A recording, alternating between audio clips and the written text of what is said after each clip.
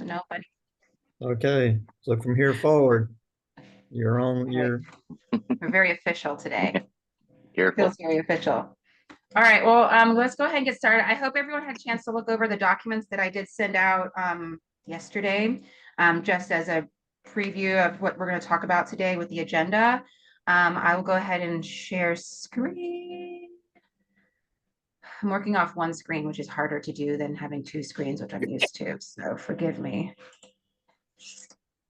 All right, we want the I'm just gonna show that, and here's my agenda. Okay, all right, can everyone see that then? Got it. Okay, great. So today we're meeting from 9 to 12, and we'll have a little bio break after our department updates before we get into the nitty-gritty business. So we had our call to order and we did our roll call. Before we get started, I just wanted to share our mission, the why we're here. Oh, there's that. Hold on just a second, guys. I can't see it. I need two screens, guys. Cannot manage with one screen. Oh my God. Okay, thank you. See, it's like, does anyone know how to make that little thing disappear? There it goes. Okay, there it is. Okay, sorry. Okay, back to me. The mission, why we're here. It's just a nice reminder when we start these meetings, the purpose, why we were volunteering for this organization. So just as a reminder, the mission of the Florida State University Interior Architecture and Design Advisory Council is to support the students and faculty of the Department of Interior Architecture and Design and help promote excellence in interior education. All right, just nice little reminder of why we're doing that. So at that, I wanted to pass it over to Jim. So I will stop share. And Jim, if you want to give us the department updates. Yeah, hang on. Let me grab it up and see if I can't drive this thing onto my screen and get this going for you guys. A lot here. So the next 2.5 hours will probably be with this. No, I'm just kidding. Just 2 hours. So can That's why everybody all the see? coffee. Oh, yes. Something like that. So can everybody see the screen? Yes. Okay, well, sorry, spoiler alert. So let's go back to, hang on, I gotta restart my thing. I'm having a Sika problem. Yeah. Hang on. Let me get it all the way back. Oh, sorry, that was mom. So let me do.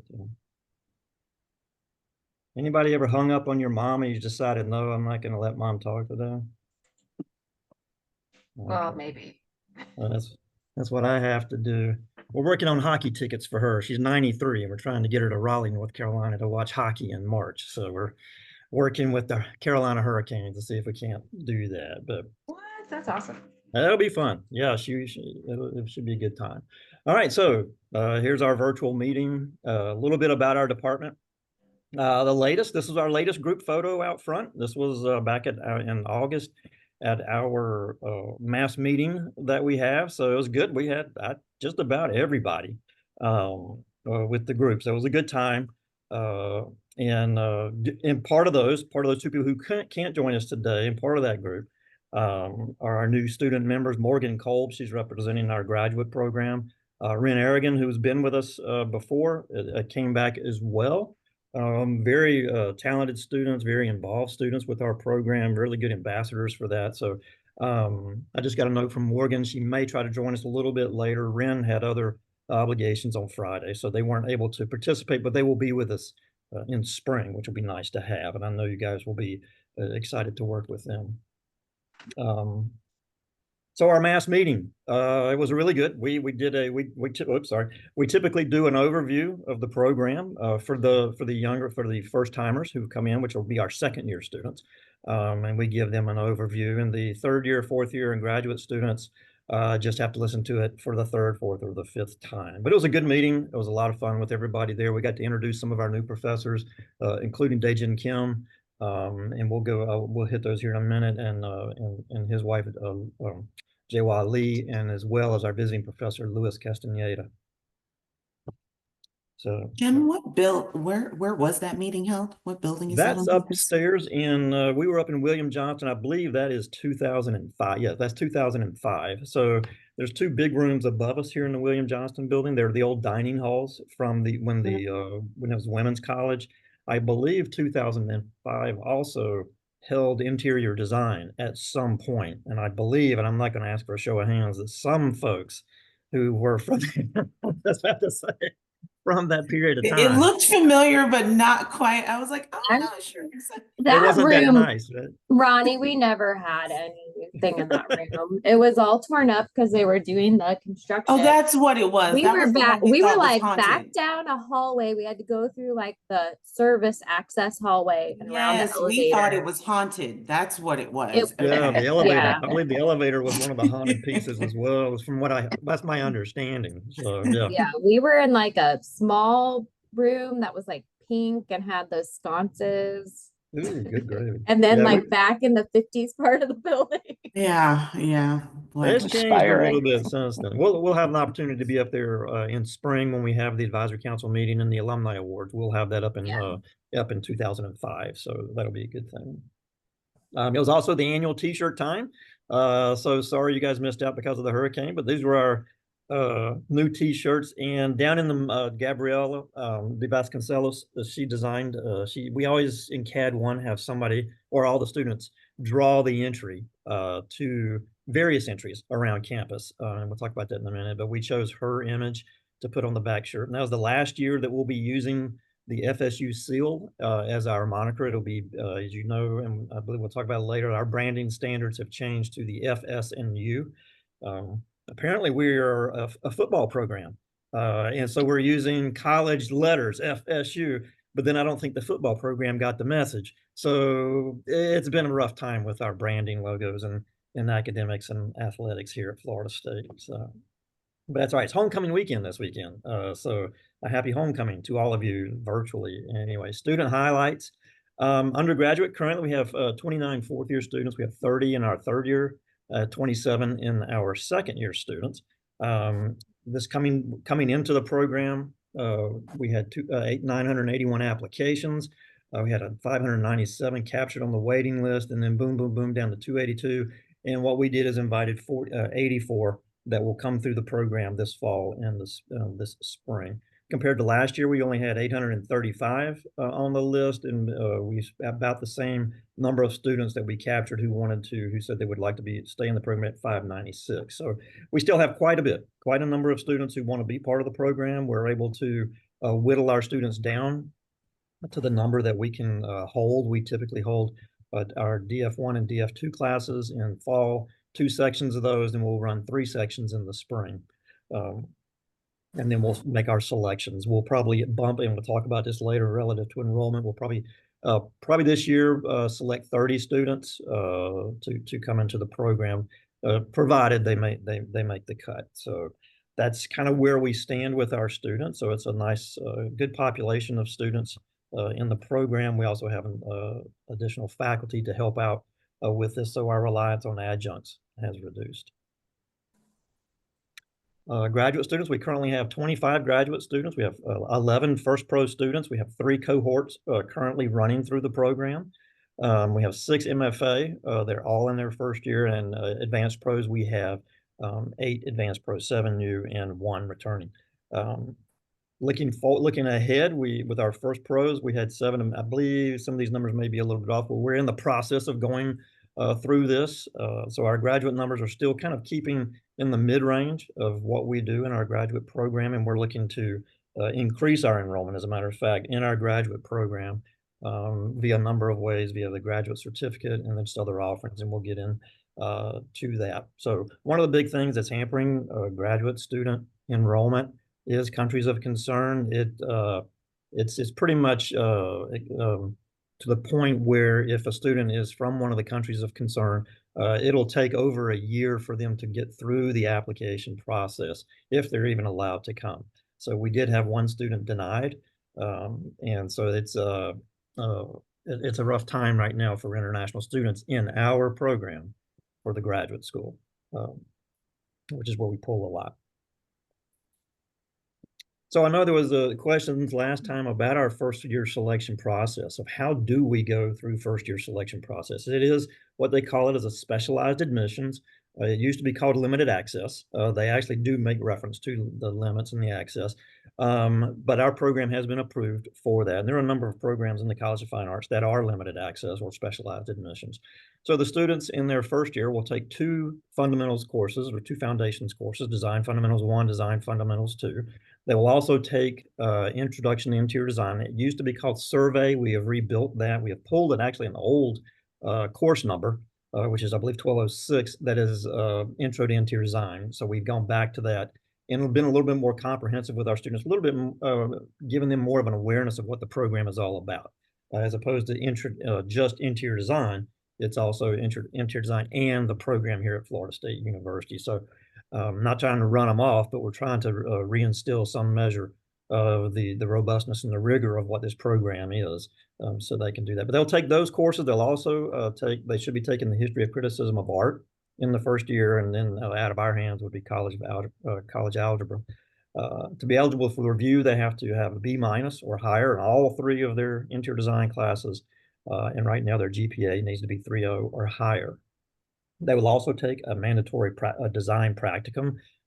This is about 3/4 of the way through the program. It's a charrette, literally a design charrette. They'll have about 2 hours to work through the design practicum, which challenges their design solving abilities. And then in late spring, we will have a first year design review. They will pick, and they've been given a format to put their work in. This is one example of that. And they will press their work into a portfolio of sorts that then all faculty will review. And that's part of our makeup, is that the first year faculty for sure will help us with commentary on students' behavior, students' personality, students' eagerness to be in the program, their attitudes. That's one of the things we look for, including observations from our adjunct faculty. We'll look at all of their scores, their project scores, their practicum scores, their GPAs. And then we'll look through all of that. It's actually, we have a big spreadsheet that's developed, and you pump the numbers in. Each one of these items are weighted to a certain degree, and then we end up with a list, and we'll go top to bottom on our list and make the cutoff from that. So typically, if you don't make it through the first DF or DF1 or DF2 program, you're just out, because we have our waiting list is such that if you want to do it again, that's fine, but you're gonna have to go all the way back to the back of the line, or go and get a different degree, come back and come through our first professional program. So that's another path that they could take. I'm not sure we've had a student go through that process. So that's what we'll be going through in spring to get our next body of students. And you do that review for how many people at one time? We'll be doing, we'll have 60 or 70, I think, students is typically what we'll have. It ranges from the year. Some students will elect not to go through the process. Some students won't be allowed to go through because their grades, it's just pretty clear they're not going to make it. Some self-select out, choose another major. So it'll vary, but it'll be about probably in the 50s to 60s is what we'll review. That sounds So, like Jim, a lot of work. It is, but it's fun. So Jim, this is taking the freshman class of 89 and then having it reduced down to the sophomore class, which is usually half of that, like 39 or 40. The second years, our current description allows 36 to be in the program, but this past year we had 28. We had one drop out right at the very at the start of the year before we got in, so we had 27. We will probably move up again. We'll move back into 30 for consideration for this year. A lot of that deals with how much space we have and how many professors we have for this. We can fit in any one room right now. Let me back up. Right now we have studios where our second years, third years, and fourth years have all the time. They won't share it with another cohort, but they're able to just kind of have their home in that studio. So that's something we instituted a while back. We can host up to 20. I currently have 27 students in my graphics class, which is all of the second years in one class.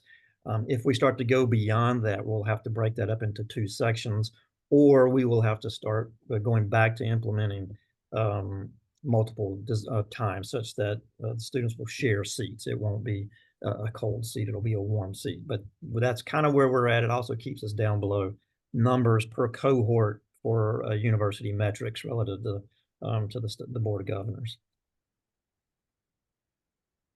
And let's see here. So spring classes. This past spring, you guys may have touched a little bit on it. We had Studio 3. That was Amy Hoover's studio. And Amy, if you want to reference that, you can. Sure. Sorry, I'm a little hoarse this morning. Oh, my bad. Our workplace and retail, and we had a great group of students go through that, and we had those wonderful trips to Atlanta. So thank you to Amy and Tori and Ronnie and everyone else that was involved with that. And then we had in the CAD 1, which you'd mentioned earlier. That's the first computer design class, I guess you could. It gets into AutoCAD and then touches a little bit on Revit. But these are some of the things that they will do. They actually draw different entries around campus. They'll have to go out and measure the entries, document it a little bit by hand, and then come in. And that's one of their tasks. And that's where we got our T-shirt front from. Also, oops, I have to go back. Studio 5 finished up. This is the hospitality studio. Professor Weber and I run that studio. That is the capstone project for our seniors. We had 5 different international locations that the students can choose from. Steph Rogers on the right was in Kyoto, Japan. Gracie Averett on the left was in London. So they get to choose between the 5 ones. They'll go through the whole process of research, design, development, and a lot of different styles. It was interesting that Steph Rogers is actually helping me with Graphics 1 this fall. And the level of graphics, it starts as, I think a lot of her work started in Revit. Then she pulled that out and began to, I think she had put a number of these things in Procreate and did a fantastic, what I thought, series of almost hand renderings of her work, and you can see the contrast to Gracie's, which was a very high style in Revit and Inkscape. So we have a lot of students who are testing the boundaries, not so much the boundaries, but the limits of what design communication, graphic communication, visual can be. And I think both were very effective in very good choices for their projects, their concepts, and their locations. So quite a lot of fun. And it's really nice to have a graduate student in the first graphics class as a TA, showing the students that, oh, by the way, as a senior, this is the kind of graphics that you could be shooting for in this program without penalty. So hopefully we'll have more takers on that, I would say, with our students. We also had furniture design going on this past spring. That would be these third-year students. They get into the second-year students into they go from Studio 1 to furniture design in the spring, and then they will move up into third year into their second studio. We also had our graduate students in Studio 6.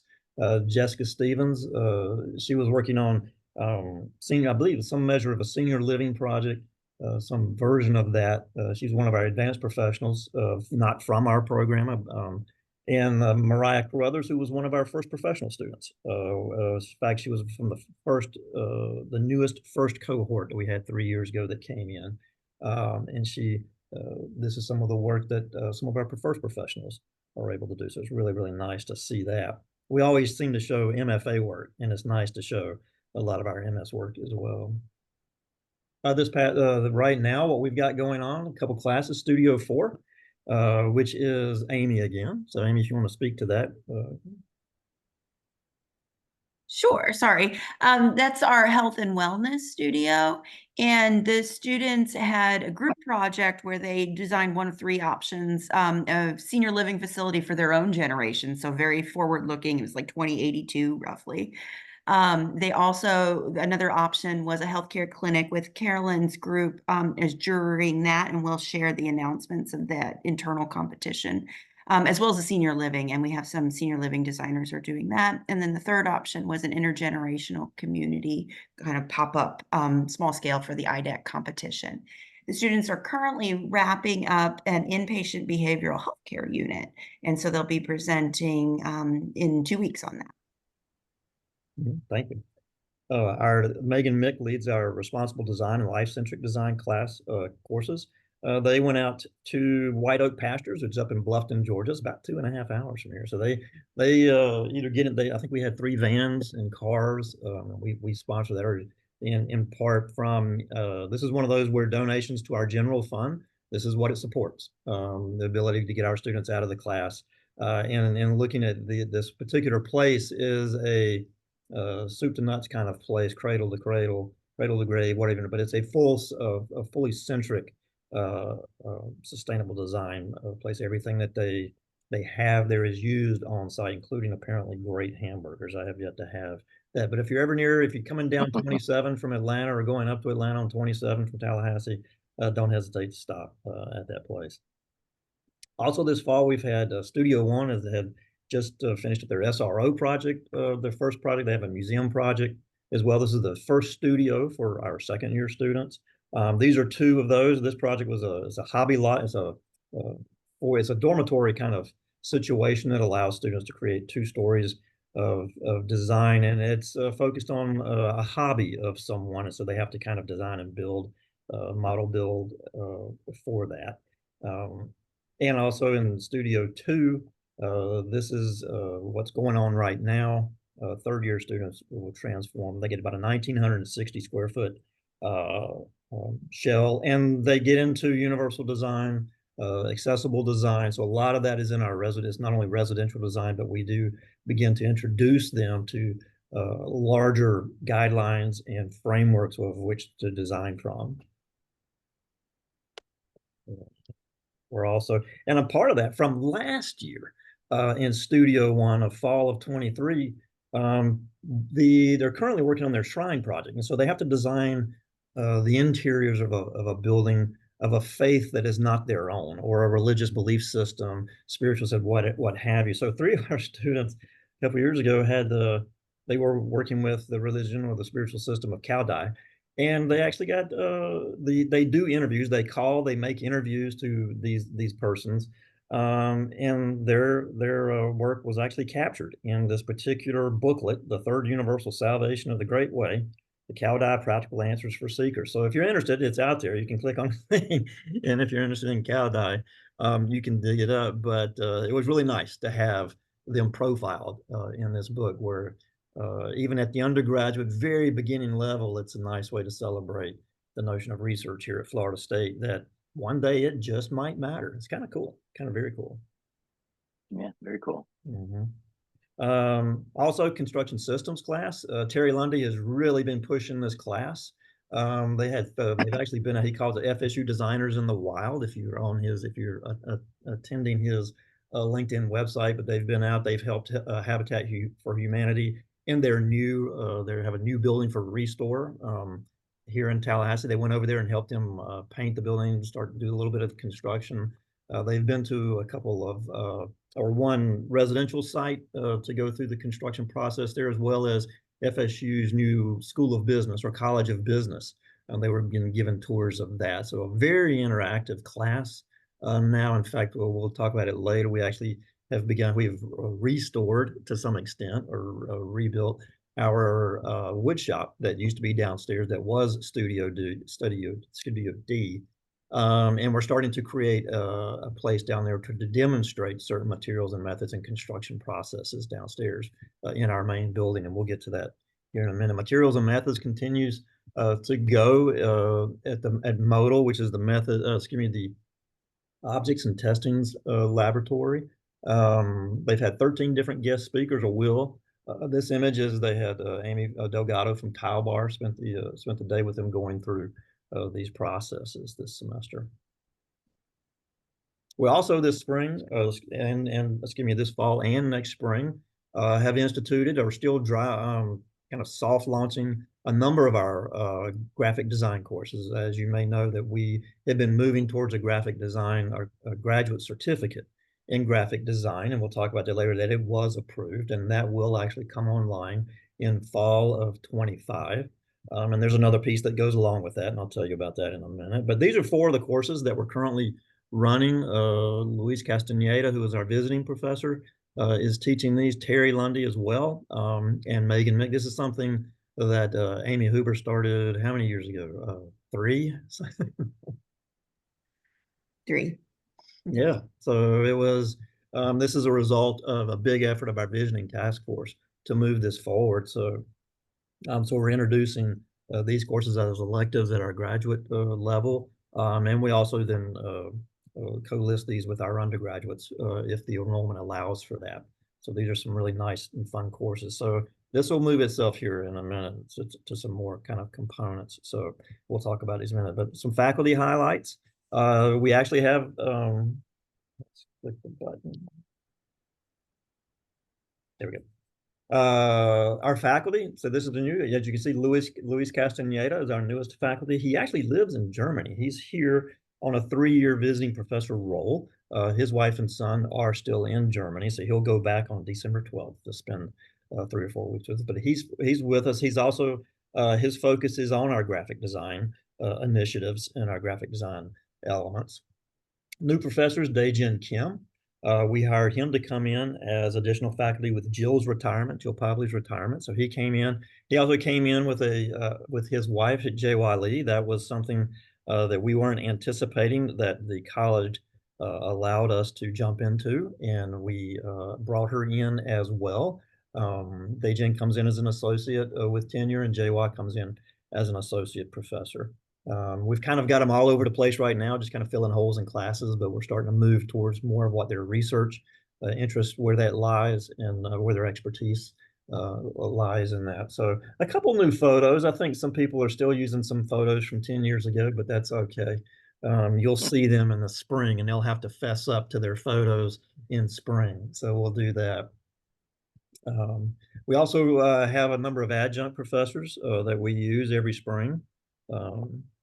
In fall. Sarah Ashcroft and Claire Varnado are designers here in town. Kenan Fishburne, who you know was with our program for a very long time, she continues with us in spring and business practice. Sheridan Markham and Caroline Mozo both are teaching our Condocs and CAD 2 remotely. They are both graduates from our program as well. Sam McCoy is a graduate of the art program. She's up with Thomasville Center for the Arts, but she helps Megan Mick out with our graphics too. And of course, Ken Saganario has been here forever, seems like, teaching with our portfolio and did graphics too for a while. But those will be our upcoming spring, with the exception of Caroline. These will be some of our spring adjunct faculty. We have a new administrative assistant, administrative specialist, our 3rd one, Michaela Jackson. She's been with us. She came from FAMU, which is awesome, but she's been with us and is going to continue to be with us for a while now. So we think we've hooked on to something very good there. Our front of house has had its issues, so to speak, relative to administrative needs of the department and the college, and the college has really recognized that as well, and has stepped up in their support of our department at this point. We still currently with our advising, Amy O'Keefe does our undergraduate advising for our students, mapping of our courses, mapping of students, along with the persons in the college and at the university level.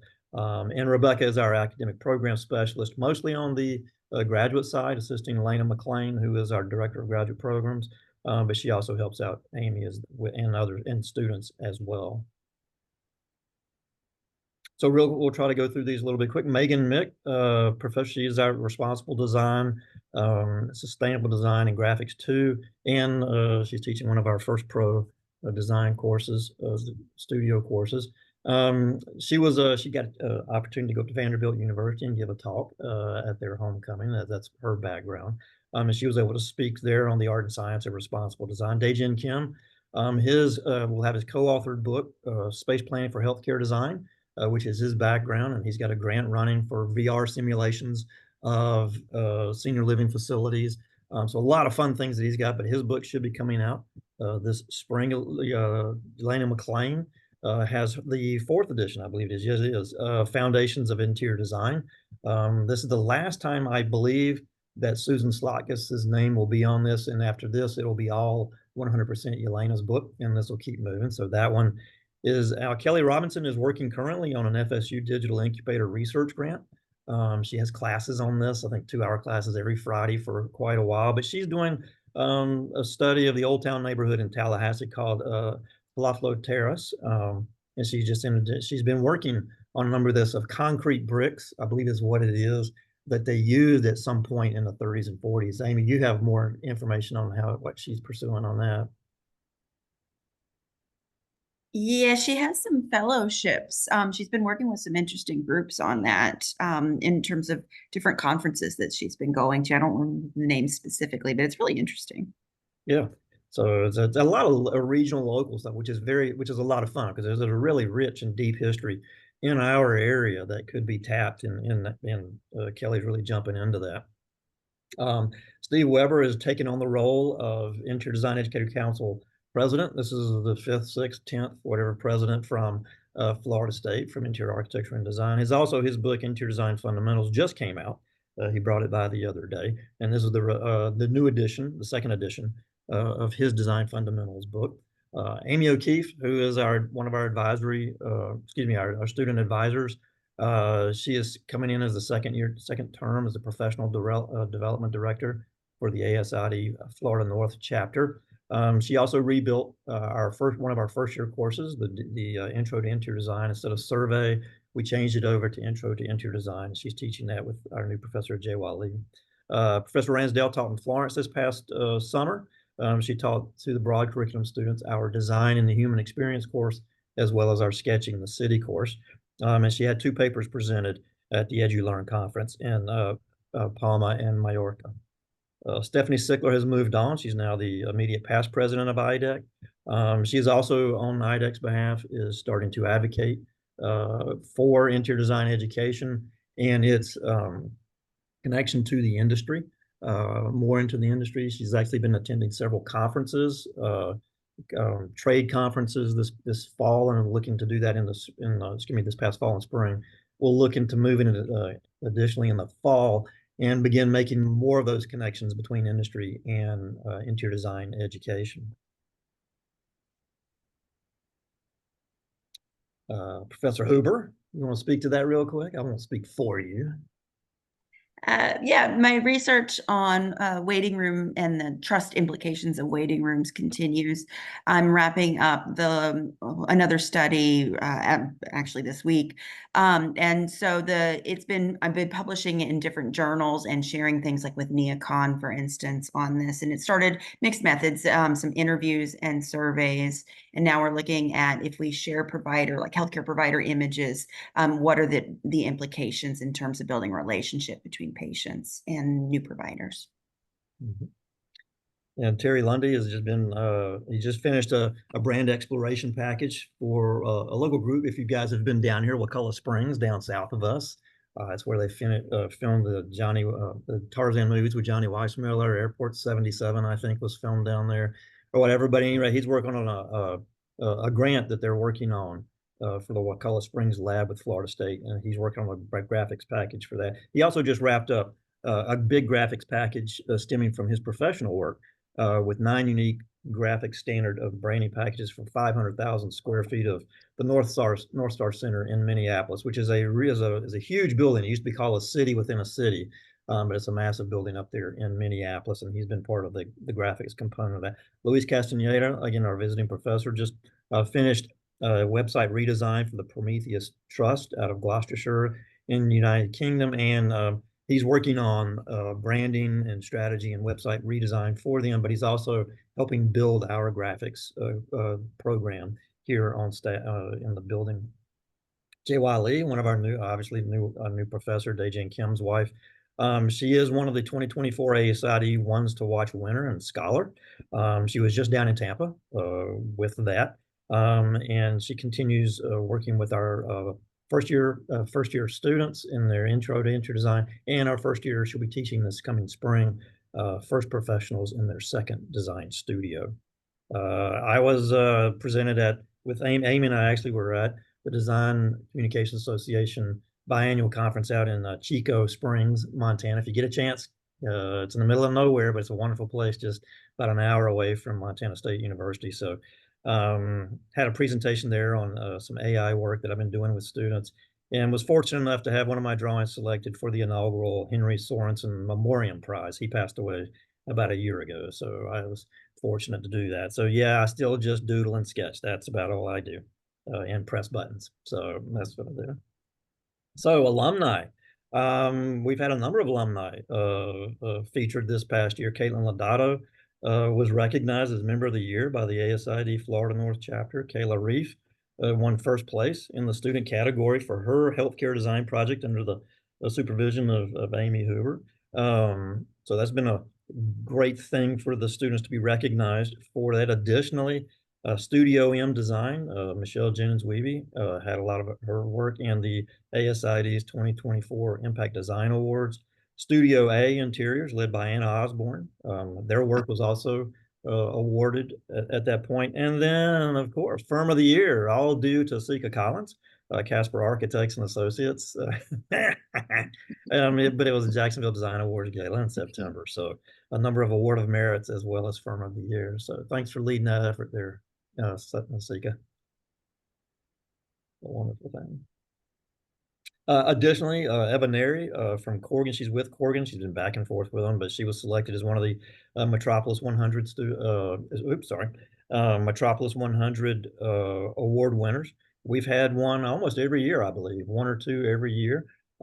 Amy Hoover also just put together 4 additional student nominations this year, and so I was able to help her out with one, but she nailed out the other 3. So hopefully we'll, out of those 4, we'll have 3. I got a note from the dean, as a matter of fact, yesterday saying, "Hey Jim, the Metropolis is back out again." I said, "We're already on it." And he's like, "All right." So he's a big thing. He knows that we represent the college very well in this particular arena. Let's see.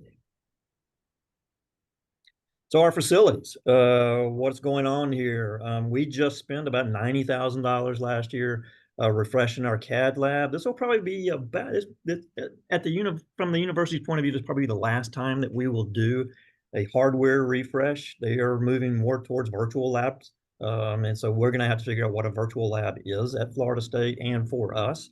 But this is probably the last full-on big refresh of this neighborhood. We had new desktop towers, monitors, upgraded software. They shampooed the carpet, and we cleaned all the keyboards out. We had an OPS student. They didn't get sick, but they got close, is what they told me when they had to clean out the keyboards. So we were able to do that. So it's a nice facility there. We were also able to get a brand new scanners. We got 3 new scanners and 3 new desktop towers for our resource room for the students, their support space. This includes their 2 copiers. Students have a certain limit of copies they can make per semester based on the fees that they provide. This is also where they can do all of their scanning. We have also an Apple station at this end. Of course, the community free shelf, which most of the faculty hit before the students get to it. So where I get all my supplies. Student resource room, WJ 1063 sponsored. ITC and Wolf Gordon. Neil, you're up there somewhere. Yeah, there he is. So appreciate that, but it's starting to transform itself. The space is now heavily used. As a library, it was less used, but now we got students in there all the time. They're studying with each other. They're picking fabrics, furnishings, fixtures, and accessories, doing that, holding meetings in there. So it's a really great space. It's for them, and we're going to continue to do that. We're going to add a microwave and a refrigerator to the space for them. There's a big flat screen TV in there. I'm going to figure out how to make that work for them besides just showing movies. So we're going to start moving more into there, or doing more for students on that.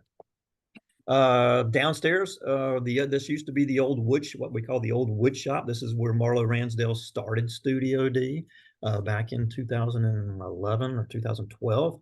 That has since moved out to the Carnegie Arts Building. And so we've repurposed the room now. It turned into a storage room in the interim.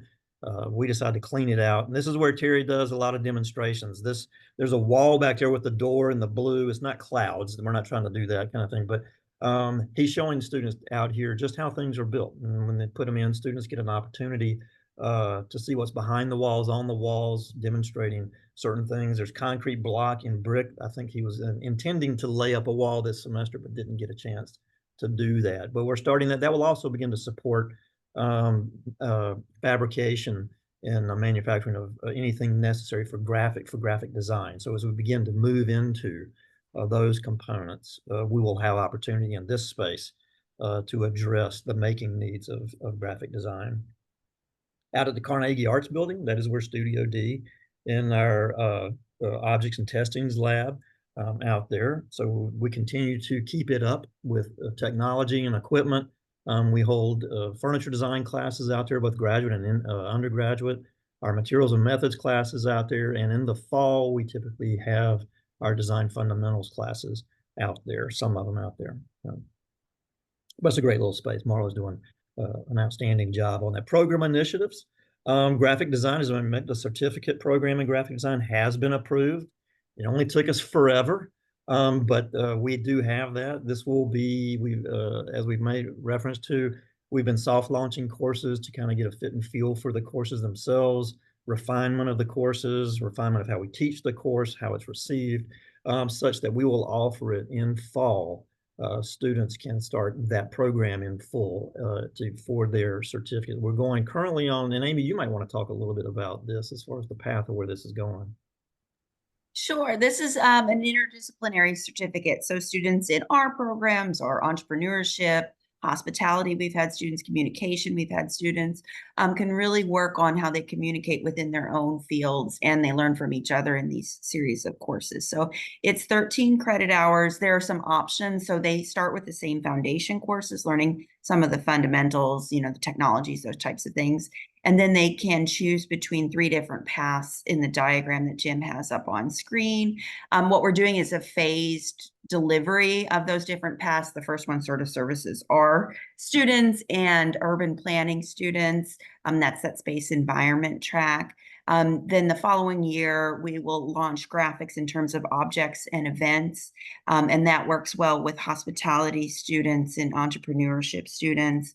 And then the last track, which would be 2 years from now, would work for students in communication and information. And that's really kind of the emerging media track, so story and experience and that type of thing. Then they reconvene with a capstone that will be delivered online to them. So some of them can move, and that'll be in the summer to finish that certificate. I think I saw a question. I'm sorry.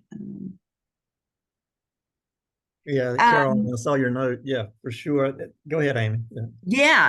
We're definitely studying those things. What we're going to do is offer it this year and see how enrollment is. We have a couple new curriculum initiatives at the university with different units reviewing these things. So once we get them, the courses approved, then it's a little bit easier to make some of these changes, but that's a great idea. Yeah. And in fact, the capstone project for this will be capstone typically will happen in the summer, which will probably be held virtually. So we're doing our best to do that. I think this is, as Amy has noted, and Amy strategically placed, is our first big opportunity and the most obvious opportunity to tap online degrees. So this will be fun. This will be good. Keep moving here. Now, on the heels of that, which we didn't quite know, is that the dean somehow behind the scenes was pressing for the notion of graphic design at Florida State University. About a month and a half ago, we were notified that indeed the university authorities have approved an undergraduate interdisciplinary design degree program that's going to be rooted in interior design. But this will be a degree like a BS or a BA degree earning program in graphic design. We can't call it graphic design at Florida State because there are a number of other in that particular, what they call a SIP code. So we're calling it interdisciplinary design, but it is graphic design. And we've been told, directed, that it will start in fall of 26, which means we have to build an entire program, an interior design, a graphic design program in about a year's time. We have some courses that'll fit into that. And this is kind of Amy Hoover's analysis right now of what courses do we have, what courses does the campus have that we could pull into this, and then what courses have we seen from other programs. that might fit into a 4-year curriculum. We'll be tasked for building the first 2 years of this. They've also given us 2 full-time professors, which we are currently in a search for right now. These professors will start in fall of 25. That'll bring us up to 15 professors in the program. So it's going fast. This one caught us a lot of bit by surprise. It's a very exciting kind of thing, but it's also very daunting. We have a lot of support from the college, though. And the college administration has gotten more robust as well. So we're looking forward to starting that. So that's a really exciting piece. This also follows along some of the strategic planning and visioning of our dean of an interdisciplinary set of design in the college. As you probably know, our college was built, if you think about a piece of broccoli, it was built from the top and not from the root. And so all these colleges and departments and schools were kind of brought together. And so now we're going kind of backwards and building the base of that, getting back to that stalk, so that students 3 to 5, 6 years, whatever, will come into an interdisciplinary set of design foundational courses and then be able to branch out into graphic design, interior design, art, art education, art history, dance, and theater. So it's a very wonderful kind of thing where we're going, but it's going to task us all from a labor point of view. And we've been, I don't want to say assured, but we've been told that we'll get additional administrative support for this. Wink, wink, nudge, nudge. But that's a very, very exciting thing for us. The big thing is an enrollment push. This started this past year in all of the units, not just interior design, but in all of the units. And you can see our history, our trend since 2014 has been an up and down. Some of that's been pandemic related, some of that's been economy related. And so I decided, I put the little yellow marker in there. I wanted to go ahead and say, yes, we were up this year. So the college can see, just because they didn't include 2024, but we are up. But the goal, the directive from the college has been to increase enrollment by 5% every year. Now for us, that's not too difficult. If we had 500 students, that might be different, but we have 30 to 36 students. So 5% of 3 is 1.5. So we're looking at an additional 1 to 2 students. I mean, we could cheat the system and every year add 2 more to our undergraduate. But that's really just cheating the system in that sense. But it is this notion of enrollment. It is be a big push. This also will have to come with the notion of resources, space, and people. So that's one of the things that this is not necessarily an unfunded mandate. What kind is, but it's one of those we will just have to deal with. We will have to look more strategically at the spaces that we have. How do we use those? There are bigger discussions and negotiations at the college and university level for spaces on campus, spaces in our current building. So this is not unique to interior design, but it sure feels like it when it comes to our point of view. But we believe we have strategies for this. With the addition of graphic design, our certificate program, and push on graduate enrollment, we believe we can do this. So very positive kind of thing for the next 10 years. And fortunately, all of you will be able to see where this goes in the next 10 years, which will be a wonderful for y'all to be participating in this with us. So real quick, one of the things we're doing is both our undergraduate curriculum committee and our graduate policy committee. We are actually looking at this strategically of how do we begin doing this with our courses, whether it's an increase in the number of cohorts that we have, or long-term strategies is looking at the interdisciplinary design degree program, and a number of other initiatives that we're doing. So the good thing is that our faculty and our staff are looking at this, even trying to get their heads out of research service and teaching, is look at some of the big initiatives for the department. So past, present, and future materials fair, we will, the hurricane kind of blew things away, as you guys all know. So we'll have a materials fair in the spring. We'll probably have somewhere up to 10 to 15 different suppliers, providers, vendors that will come, and that'll be here in the building, and that'll be very nice to have. We just had the High Point. Let's see if I can get this to play. A High Point market trip. This was a mood video. Let's see if it'll play. Oh, I was hoping it would play. Hang on.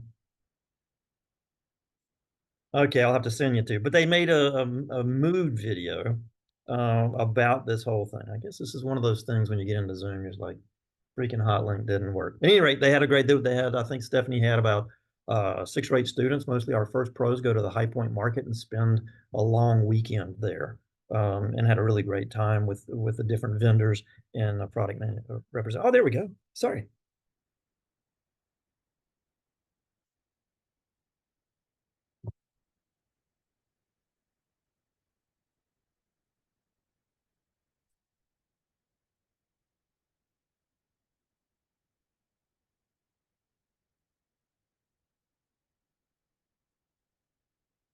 Oh, sorry. Okay. Well, that was okay. I'm not a TikToker. That was what I have to do is post all 4 videos. There were 4 videos there, and I'll send those out so you can see what they were doing. So it was pretty cool. In spring, we have a lot of things coming up. Studio 5, we'll be going to Orlando again. Currently, I'm also trying to work with Dion Jefferson with Marriott out of DC to see what kind of resources she may be able to press to us. Otherwise, we'll be back down in Orlando for an overnight trip with 4 or 5 different hotels. We're having Lake Brantley High School actually touch base with us. They have an interior. Oh, dadgummit. Keep my finger off the computer. Lake Brantley High School is down in down south. They're going to come up. They have a program in interior design for students and architecture, different classes. So they're going to come up on January 24th and have a design day with us. So they'll bust themselves up. We'll do a charrette with them here, provide them lunch, do a couple different things, show them around. But it's an interesting little outreach, and Amy O'Keefe is really taking a hold of this. This is her big piece. So we're really excited about that. Studio 3, workplace and retail, as well as lighting design. They will be going up to Atlanta to the lighting showrooms, as well as different offices. So you guys may or may not be part and parcel of that, but that'll be the next big trip for that in our spring. And the annual career fair. We will have it on Friday the 21st. This year we actually were able to, it took us a while, but we moved it over to the new student union, and we have the ballrooms upstairs. So this will be a higher end space than we've had. It's very prolific, and we're hoping to have up to, we've been having about 25. We have a limit to 25 participants, and so now we can pretty much, I won't say unlimited, but we're hoping to get upwards of 30 design firms and vendors that will be part of that. These are obviously as well as opportunities for the advisory council. If you're curious as to what your fees, your donations, your gifts, what they do, this is what they do. They help support these things. These go through our general fund, and we're able to use our general fund to support faculty as well as students as we go through these things. It's just a really good thing. We're trying to do more and more of these as well. Coming up on the end here, college accreditation. We just got finished with NASAD or NASAD, National Association of Schools of Art and Design. That review was completed. That's a college level review. We participated in that, obviously as a unit, one of the units, and that was completed. And I say spring, summer, fall because it was completed in spring, but questions came back in summer and going through fall, but not for our program. They're for the other one. So for the most part, we have met the accreditation to my knowledge. We finished our undergraduate program quality enhancement review here at the university in spring of 2024, and we were highly regarded and highly lauded for that. On Monday, I'll be sitting in for our graduate programs quality enhancement review. Just got the report yesterday, and it was a very glowing report. So that was very good, but we'll have that. So a lot of that is out of the way. And as soon as we thought a lot of that was out of the way, CETA is coming back, believe it or not. So we will be in fall of 27, CETA will be on site for the review. And we've already started with collecting student work this fall. This is the first fall that we can collect student work. So our accreditation will come into effect in 2028, but the group will be here in 2027. Amy Hoover is part of CETA, and she'll be doing some site visits. So we have an inside source now to hopefully make things a little bit easier. But that's another great thing. We've been accredited since 1975, and this has just been a great thing, and that's been due in part to everything you guys do. So I believe, oh cool, this is a video too. So if you guys are wondering, if you're on a PowerPoint presentation in Zoom and you're sharing, I just noticed this. If you press to go to the next slide, it starts the video. I just noticed that. It only took till I was 60, but this is cool. So, but this was the seed of, this is what we did back in 2021, 2022. So we filled up two of our studios, 1060 and 1061, and we just jam-packed it. It was a wonderful exhibition of our work. We were able to get a number of high-level administrators into our building and to look at the work. We don't know, and Amy, you might be able to speak to it, the notion of a hybrid or an online type of review this coming time. Yeah, we'll have some options, and that's part of why I'm joining with that group to kind of find the ins and outs and what would be most beneficial in terms of workload and sharing all the great work we're doing. Yeah. So that was a wonderful time. That was, well, I say when it was all over, it was a very wonderful time. But so that's kind of what we are. And I probably went over, but it looks like I went over by 8 minutes. So my apologies on that. I know it was a lot and I stumbled here and there, but that's your department. That's the who we are, what we do, what you do, actually. Yeah, just, I mean, everything that you saw are things that the advisory council has been very integral in supporting, directly or indirectly. And at the same time, it really is big in just morale for faculty and for administration. I'll have to be honest with you on that. It's a big morale thing to know that we have this measure of support for the program, because we're not a massive, grants and things of that nature, big time monies, hundreds and hundreds and hundreds of thousands of dollars or millions of dollars that show up on campus. It's very tough for the fine arts to kind of do those things. So the support that you bring is just incredible at whatever level. Honestly, yeah, every level of support makes a difference. So, all right, well, thank you. So, sorry, Jessica, I went over a little bit. Thank you, Jim. That was very impressive, very exciting. There was a comment about that program. I think maybe it was the graphics program, perhaps, if there is an opportunity for someone who's professional who could remotely tap into that class, if that's a possibility. Mm-hmm. Yeah, we're looking at a lot of options. I mean, at this point, we're just like, how the heck do we get this thing going? I mean, it's a, Right. we'll have two new professors who will be dedicated to that. And we have two professors here, Terry and Luis, who will be part and parcel of that. But we are definitely looking at what are those outside professional sources that can be part and parcel of what we do, whether that's via teaching or industry support, Just what have you. learning. Maybe we could just I like, think there'd be interest in students. So can I ask a clarifying question from you guys, Sika and Caroline, and anybody else? Did you mean like from alumni to take classes? Yes.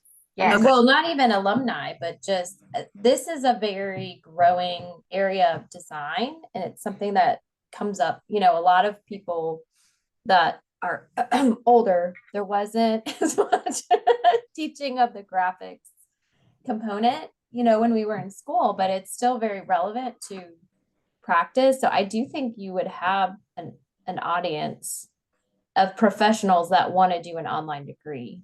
If yeah. it's kind of like a micro, not like a bachelor's degree, but just a Certification. yeah, something where you would learn that, because it is relevant for work. It is.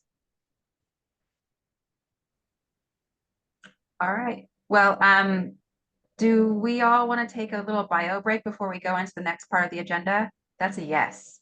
All right. Can we all agree to be back in 5 minutes, 10:07? Okay. See you all back.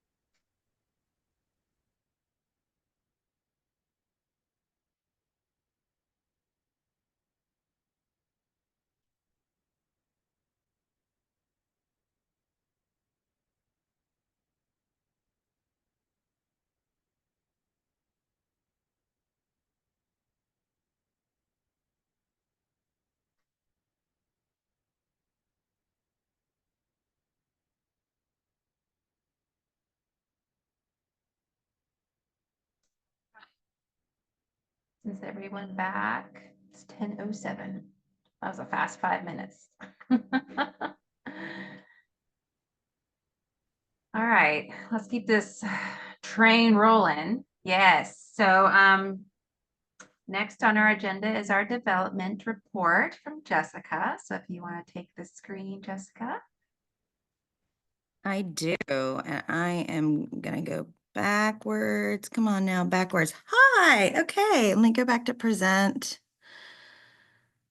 Ooh, there it is. Can y'all see that? Okay. So everybody on here, because you've been on the council for at least a year, knows that I am the Senior Director of Development for the College of Fine Arts, which is on, and my position falls under the Division of University Advancement. I do this with my hands because it makes like a little mountain, like I fall under this mountain. And then I have dotted line reporting to the Dean of the College of Fine Arts. So I make it my business, and it's part of my job to know about as much of the campus as possible possible, as much of the needs as possible, and anything that falls under advancement, which is alumni relations. Even though government relations doesn't fall under it, I try to know enough to get by. Event fundraising, and then true fundraising, which includes annual giving and major giving, even though my job focuses really heavily on major giving and then volunteer leadership. And I had let you guys know that we've been shifting a little bit in advancement. We've been professionalizing a little bit more, which is really great. Our university had been a little bit behind the 8 ball on fundraising, partially because we're a public university and we just didn't have a good budget for that. And then partially because we just didn't have the kind of financial backing that a university that was rooted in a male alumni population would have. So we're catching up, and I think we're doing a really darn good job. So I want to take us back to last year. It seems like so long ago, but it was only about 6 months ago that we had our amazing 50th anniversary celebration and an alumni reunion weekend. And I just want all of us to give a big round of applause for ourselves, please. Because that was an awesome, awesome weekend. And it really took an army. My favorite pictures here on this screen are of our wonderful student here in the bottom left-hand corner, who talked about her charrette, her group's charrette project. And then this picture on the top, even though it's in black and white, I don't know why I don't have a color copy, but of all the alumni who got together. And even though that's in the past, and we're probably not going to do that again for another 25 years, if you have any feedback that you haven't shared, please go ahead and send it to me and Jim by email. And it is helpful for me because other units I work with do events as well. And so it might be something that can help me with other areas of the college, or that might help inform my colleagues who do special events on campus.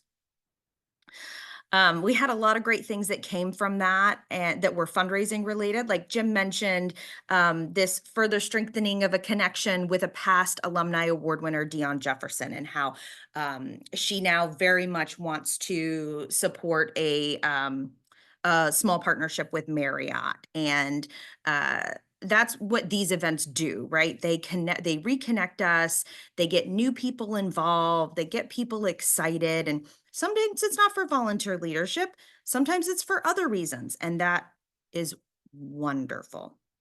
At that time in the spring, we were really focused on fundraising for 2 main projects.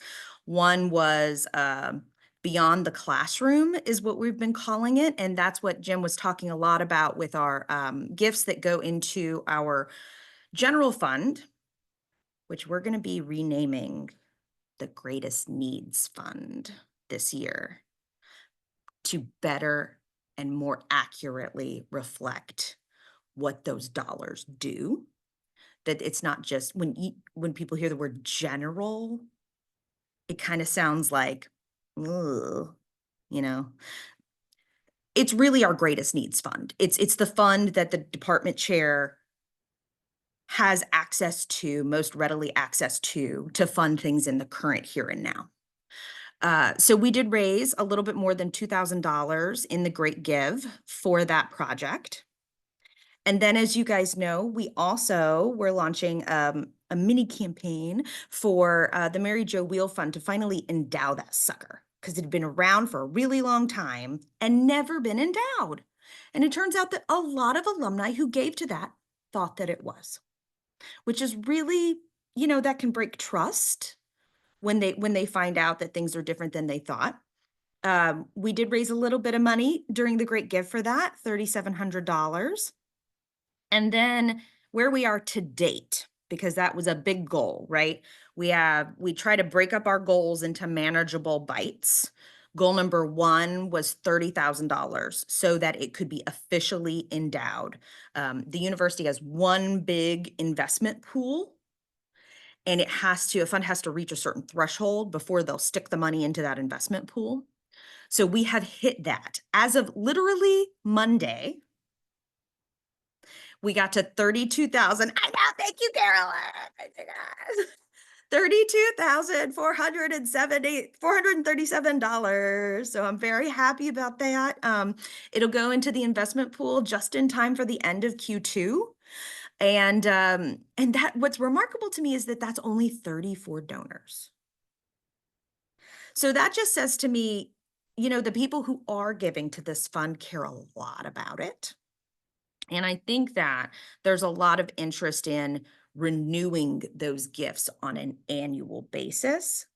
So our next goal is going to be $50,000. That's what we really wanted to do for the 50th anniversary, but you know what? Better late than never, right? And I think we're going to get there. Does anybody have any questions about those two things from how we did last year? Okay, speak up because I can't see everybody's face. Sorry, just a clarification, the Beyond the Classroom, that's the general fund to be called the Greatest Need Fund. Mm-hmm. Okay. Mm-hmm. So the project within it is those dollars that are earmarked for the classroom related trips, Okay. like going to Atlanta or Orlando or Jacksonville or whatever. Is there So any reason, oops, sorry. No, go Is ahead, there Ronnie. any reason why it couldn't just be called Beyond the Classroom versus Greatest Need? Because we use it for a lot of other stuff too. Okay, Yeah. got it. Yeah. That's also the fund that the department uses when they need to take faculty recruits out to dinner. Because they don't have a fund for that. You're not allowed to use state money to buy food or drinks. It's also the fund that they use to pay for their annual professional memberships. So really, really important stuff, but not all necessarily with that one thing. So I thought it would be interesting for you guys to get a more of an overview of where we've been and where we're going in terms of fundraising for this department. We mentioned last year that this department doesn't have a big budget from the state, you know, from the state money that is appropriated trickle down through the university. And so private dollars are incredibly important. And it's been really gratifying to be part of this growth. You can see, you know, the gold numbers are going up, up, up, up, up. That's the total amount raised every year. And of course, you know, FY20 and FY21, that was when we were in the pandemic and weren't really good years, right? And then the spendable, which is what the department has access to. So that includes like the money for trips and those things that I mentioned. So basically everything that isn't earmarked for a scholarship, student support, which is supplies. So supplies fall under student support. It's very, very earmarked, or endowment is spendable. And you can see that the spendable is always smaller than the total amount raised. And that's fine. I mean, it's important for us to have money that is earmarked. It's important for us to grow our endowments. But what's really nice to see is that those numbers are also going up. So where we are year to date, we're not quite halfway through the year. We do usually get an influx of small gifts in December. But we're already about halfway in terms of raising money for spendable for the year, which is really exciting. And just so you guys know, yesterday I met with Rachel Collins, who is the Associate Dean for Finance. So I am regularly meeting. For me, I'm a nervous Nelly. We don't have a checkbook register as such, and it's really hard to see what comes in, what goes out. So I'm doing regular meetings with our Vice President, or excuse me, our Associate Dean for Finances, to see what we have, how we spend it. Our new administrative specialist, Michaela, is working on this notion of a checkbook register of sorts to see how much money do we have, what comes in, what goes out. We, believe it or not, don't have a whole lot, if any, participation in setting our budget for the next year when we get into June and July. That's pretty much set for us. It's here, here's a chunk of money, 20, 30, $40,000, whatever we hear from the college. And oh, by the way, do your best. It's going to last until June 30th. Jim, So can you pause and say that amount of money again, please, a little bit louder? it's about $20,000 or $30,000, something like that. I want everybody to pause and really like Okay. absorb that that's the amount of money that they get for this entire department to run. And we're good about it. We're good stewards of the money. There's no doubt. It makes me nervous. Hell, I was asking yesterday if I could buy a small refrigerator and a microwave for our students in the resource room, something that'll cost us about $350, $400 at the most. So I am, just so you know, that we are doing our best to keep tabs on our money. At the same time, we want to spend, I don't know, a couple $1,000s in the spring of getting our students to places, getting our faculty to places, being able to do things here on campus for students and faculty. So we're doing, I mean, we're not, I don't think we're not missing out, but the opportunities that we could have are still out there for us. But we're actually have been doing a whole lot. Your support has been incredible. And what we've been able to do, at least since the last 2 or 3 years, 4 years of what we've been able to do, there's been a marked increase in that. But just so you know, when it comes down to the finances, I'm almost as bad as my wife when it comes down to the checkbook register of making sure we're down to the pennies. So at any rate, just wanted to let you know that we do maintain a contact with the college and with our money on a regular basis. So Jessica, I guess you can make sure the dean knows that somewhere between 20% and a quarter of our budget is not going to be in his office. I'll get to that one a little bit later, Neil. I was like, I think he's going to have an open ear for any interior design needs. He always does. I mean, I think that Jim can back that up, that Dean Frazier is a huge fan of this department. Yeah. Well, his and office will be looking great. yeah.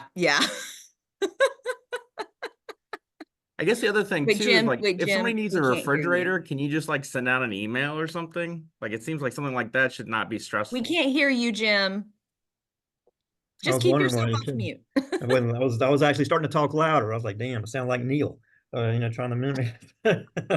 No, we're in good spot for getting some of these things. And the deans are very, very supportive of our program. We have most favored status right now. I think in the college, we a well-run ship. That's why we have graphic design, and where the art department did not get graphic design. We were the ones who were entrusted to do that. And that actually came from the university, from Paul Harlicker. When Paul Harlicker was asked who's going to run the new graphic design program, the dean said, we want to do it in interior design, and he signed off on it right off the bat. So our cachet, so to speak, rests in good places up at Westcott as well, literally up the hill to the top. So it's good stuff. Yeah, don't worry. We'll get the fridge. I don't worry about microwave next time refrigerators I'm though. ordering It's it. like, we'll just send one and we'll drop ship one tomorrow. I mean, I don't want any stress about keeping Oh no, we've got beverages it. cold. Oh yeah, right. Well, Neil, if you want to buy a refrigerator, we can talk about it afterwards. Believe me. Okay. All right. It'll be there at 3:00. Maybe not in Tallahassee, but. So does anybody have any other questions about last year before I move on to plans for this year? Okay. So right around the corner is our first general appeal. We have actually already done an appeal for the Mary Jo Wheel Fund to alumni who graduated before 1990. We've done a couple of emails and a postcard as well.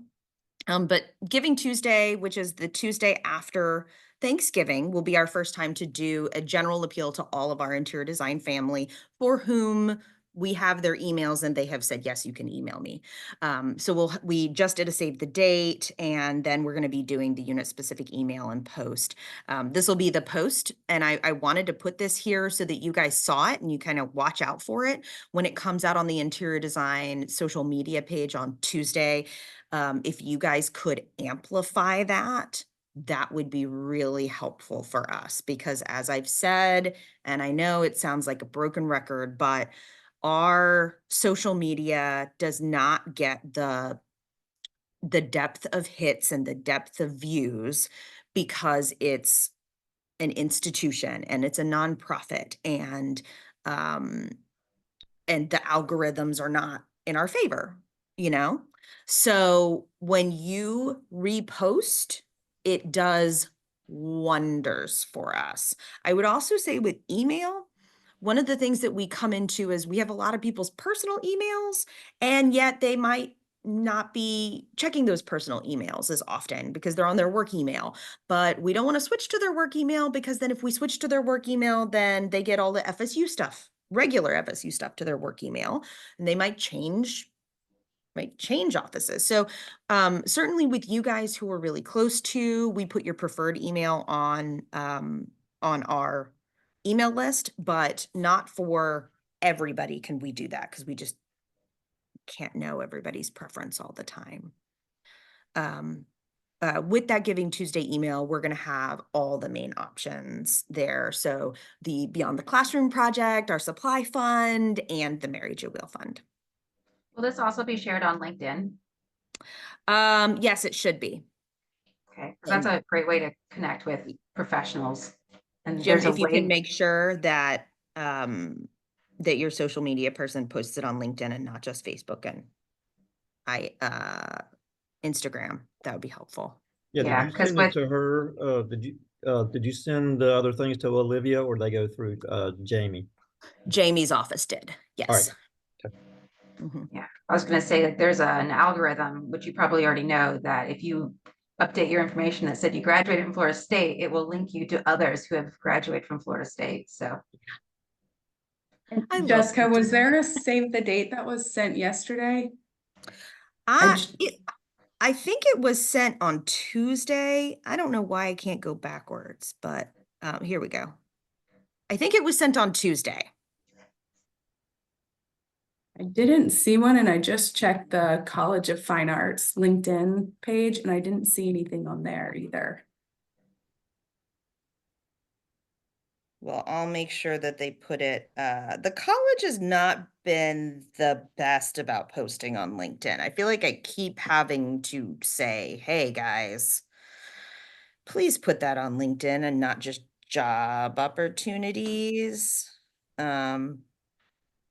But I will check. Thank you so much for that, for being my watchdog.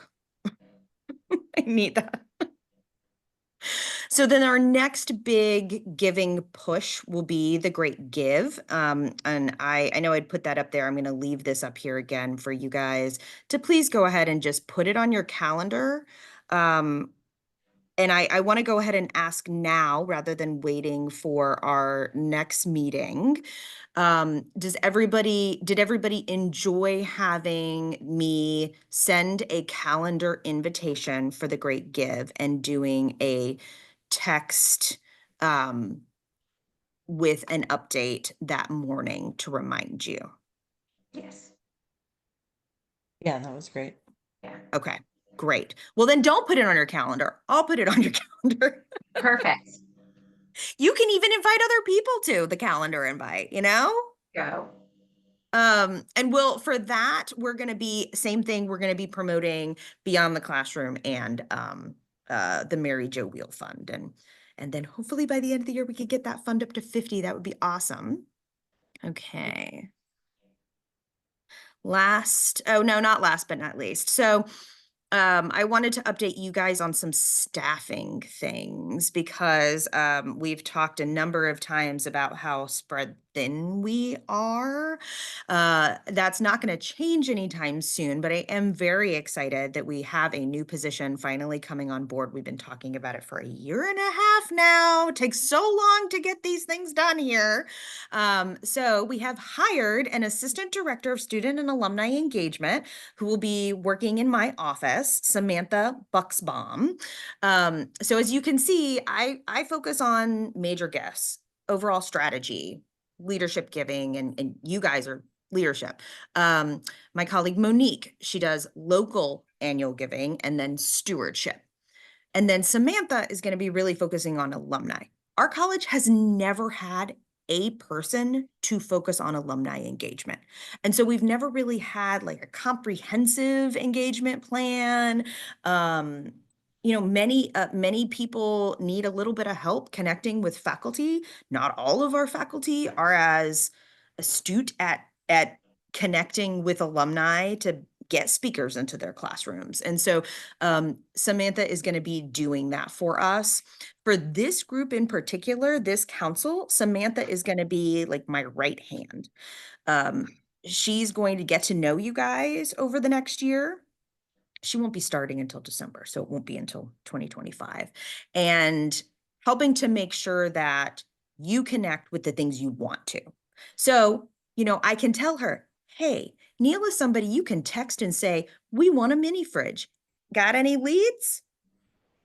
And then she can do that, and then there's somebody else besides me that you guys can have on hand to support your efforts. And that's going to be especially important moving forward as we start to give the council tools to be peer-to-peer fundraisers for the department, for you guys to have another person who's at the ready to help you with follow-up emails or, chasing after somebody who told you at an event that they would make a gift, those kinds of things. Similarly, on the university level, I mentioned that our advancement, division in general is kind of playing catch up. So when I started at this university 11 years ago, there were 3 people who worked in annual giving. 3 human beings for the entire university. Not just our college, guys. We have 400,000 living alumni, and there were 3 people. So you can imagine how little was able to get done, right? So an amazing colleague of mine spent years trying to advocate for it, and she's now our assistant VP for annual giving. She has grown that office in the last 3 years from 3 people to 12. They're the people who focus on kind of all the back end stuff, like sending mail and doing the great give and things like that. So in the past, if we wanted to send an appeal, it wasn't happening unless I sent an email. Or I sat down with the faculty and we stuffed mail ourselves and paid for it, and slowly that is starting to change. So for example, for the first time this summer, I had their office send that Mary Jo Wheel appeal. They sent an email and did a follow-up mailing, which is really exciting for me because it just helps grow our capacity to communicate with people. We also have parent giving for the first time ever. So if you ever sent a kid to a private school or somebody who went to a private college, that parents are one of their number 1 targets for giving. And at FSU, we have not done that. We just haven't done it. And it's not to say that all parents have money, because 20% or more of our students are first generation to go to college. We have a lot of students in need whose families are in need. But we also have students who are pulling up in like nicer cars than I could ever buy. And their parents are straight up buying an apartment for them. So we have this huge range, right? And the parents who have, a lot of them are happy to continue supporting the university because they see what a supportive environment is. So I'm very excited. This year, they are starting off their strategy. So all families of students are going to receive some sort of appeal for the major needs at the university that appeal to everyone: libraries, the food bank, their food pantry really is what we call it. And there's one other thing that I can't think of, library, food bank, and I'll think of it later. And then as soon as they declare their major, then the top request on that list becomes their department that they're getting their degree in. So I anticipate that we will start to see a return from that next fiscal year. I think it's going to take a little bit of time, but I'm very excited about it. We also have a more engaged and energized parents council. So I don't know why I don't see Michael on here, Michael Fernaro, but he was asked to speak at the parents council, even though he's not. Oh yes, he's there. I'm Even here. though he's not a parent. You want to tell them about that, Michael? Are you able? Sure. So the Parents Council is a group of 20 some parents that's growing to 25. They all have an annual gift of $10,000. And there's a variety of different students and different programs. And I was talking to them about the College of Fine Arts and Interior Design and asking them to support our program.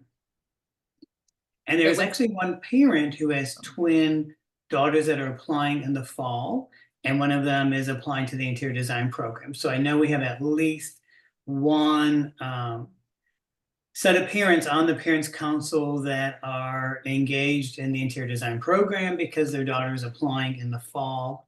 So it's all good. It is all good. It really is a great place to be moving into.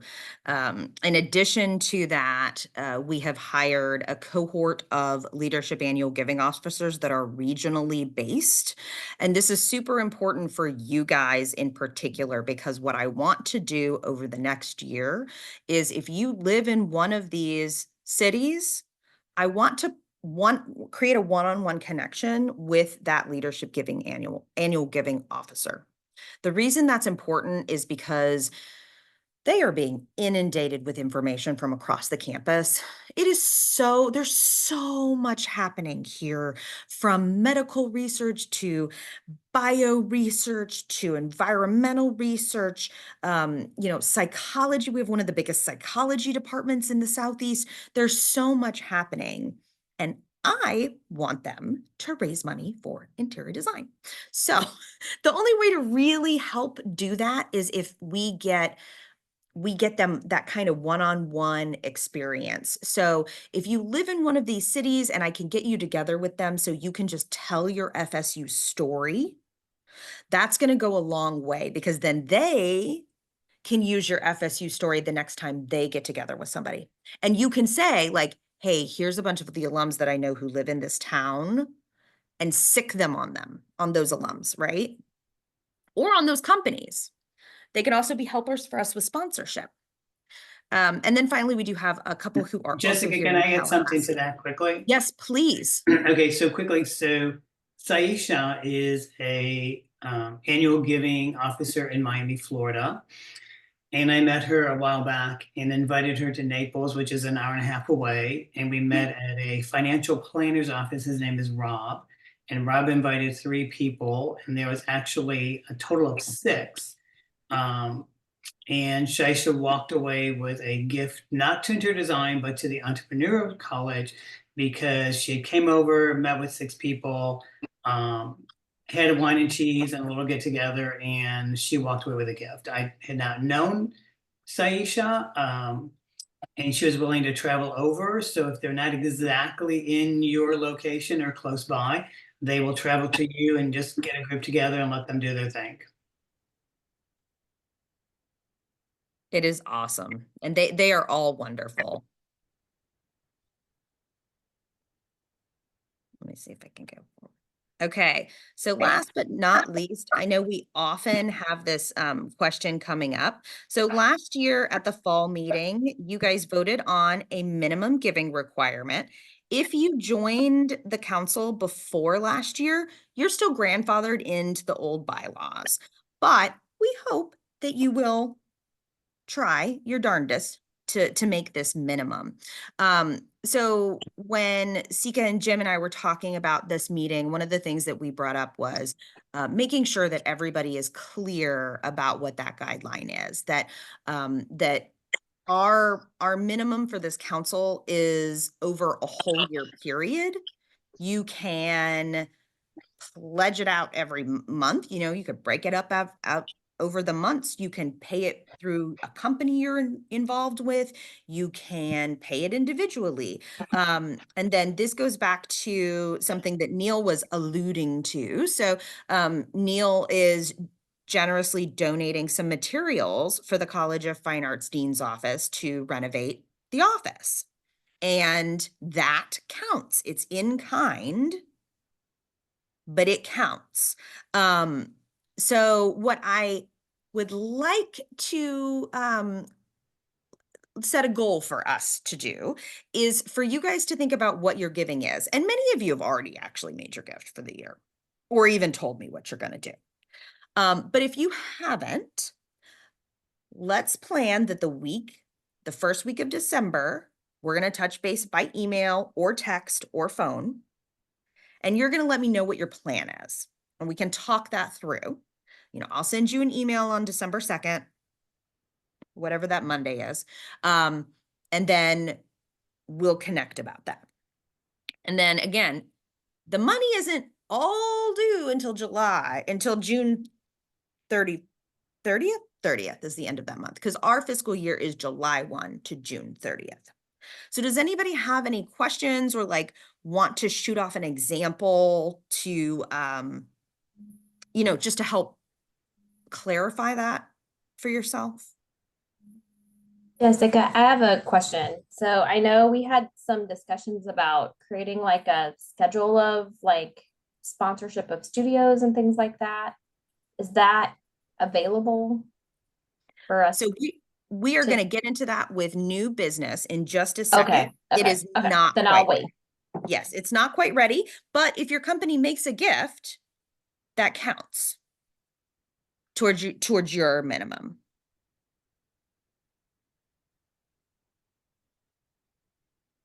Okay. Well, Sika, I am going to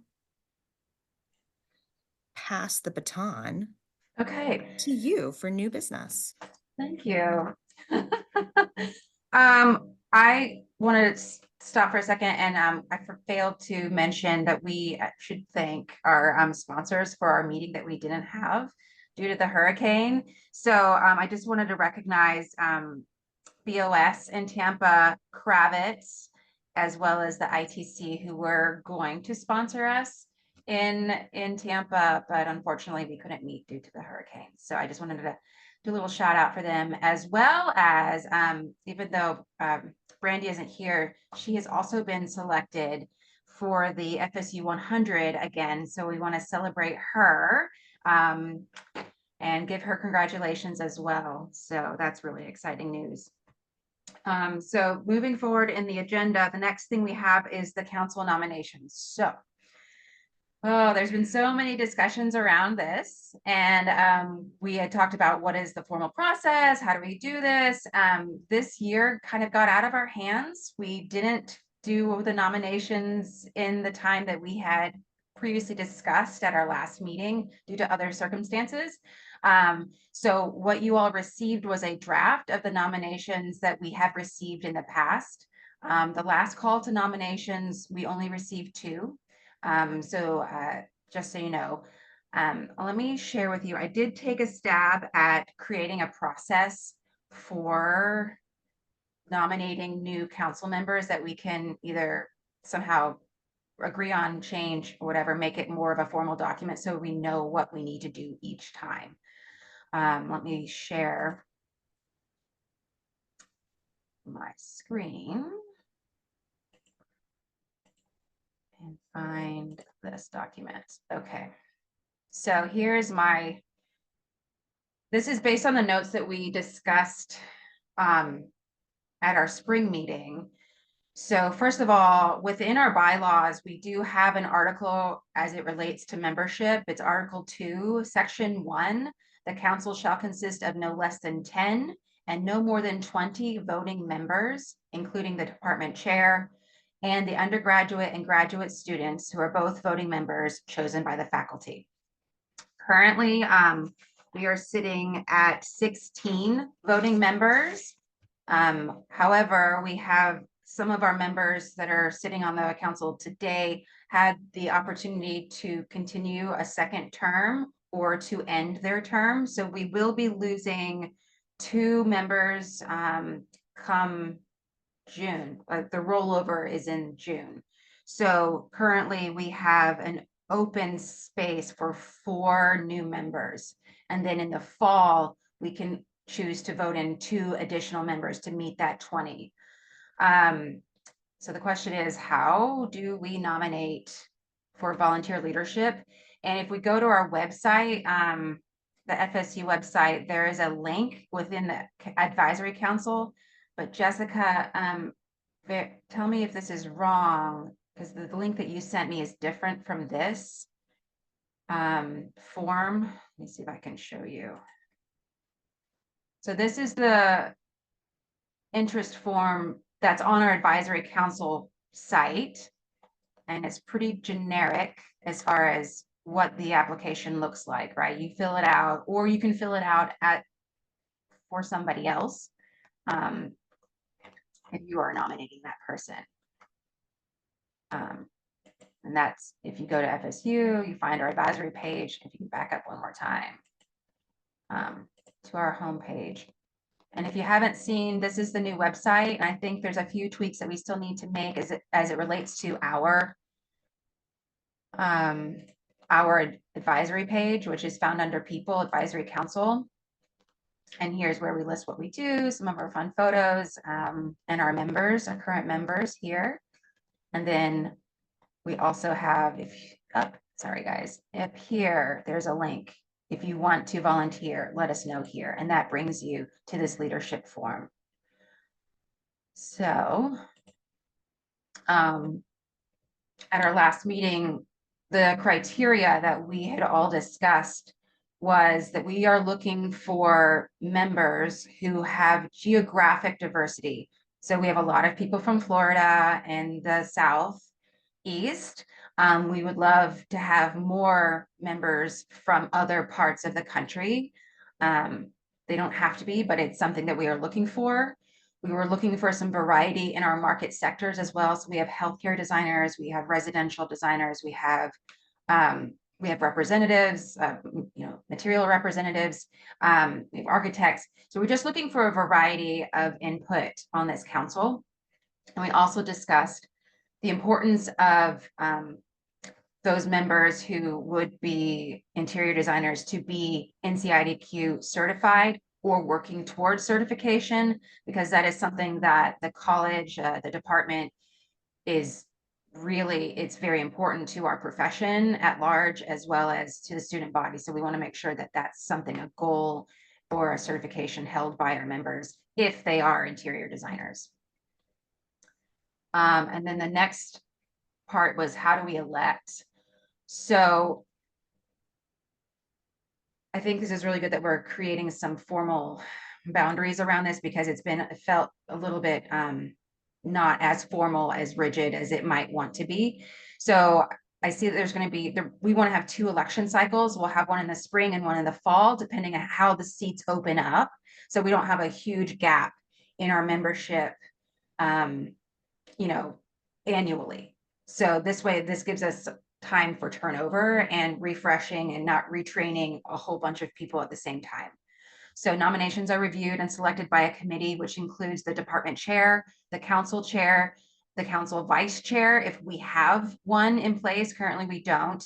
And then also the foundation seat, which would be at Jessica. And then a slate or a short list is presented to the council for approval, which you all received prior to this meeting. And then once it's approved, each nominee is then contacted for their acceptance, because they have the right to refuse if they don't want to accept and agree to the terms of volunteer, as well as the financial commitment. And then we will have our new members start the following meeting, right? So we have our spring meeting. Our nominations would be due 1 month prior to the fall meeting, which gives that small committee time to vet and present, and then we can vote. And then likewise in the fall, we're looking for those nominations due 1 month prior so we can get that process in place. Are there any questions about that? I have a question. With the addition of the graphic design focus, would it help to have somebody with a graphic design background or experience on the advisory board to support that? That's a great idea. I think that's great. 100%. I think we Yeah. definitely need to do that. I mean, it's going to be at some point, well, in 26, it's going to be a degree earning program. So it will be a Mhm. full-on BSBA program. So anybody that can support that and speak to that, especially as an industry connection, an active industry connection in the program would be really good. Yeah, I think that's valid. Are there any other questions about this process or additions or anything we want to add to this loose protocol? So can I ask one quick question? Yes. So the current nominees, they may have been nominated in prior cycles, but they're kind of the known kind of population. Yes. And they've So all consented to do it. Because I think one thing we had before is that with like people, at least this came up, is that, you know, if someone's nominated, maybe they didn't even know they were nominated. Do they want to do it? And so it's like, hello, congratulations, you're on the advisory council. What? So I just wondered about So that. yeah, so we're a little bit backwards right now, currently. So what I sent out was the list of nominees that we currently have in the pool, if you will, right? So you can see that there's more than 4 people on that nomination list. And if you have nominees that you want to submit, please do. We can add them to the pool, and that small committee we're planning on having them meet the first week of December. Also, if there's anybody who wants to volunteer to be a council member to sit on that, please let us know. Because we're kind of brushing this time, unfortunately. That's why you see a lot of names and faces that we've talked about before that are back on the slate. This is not the final slate, in other words. It's a little bit backwards, right? So no, to answer your question, Neil, these people haven't been contacted.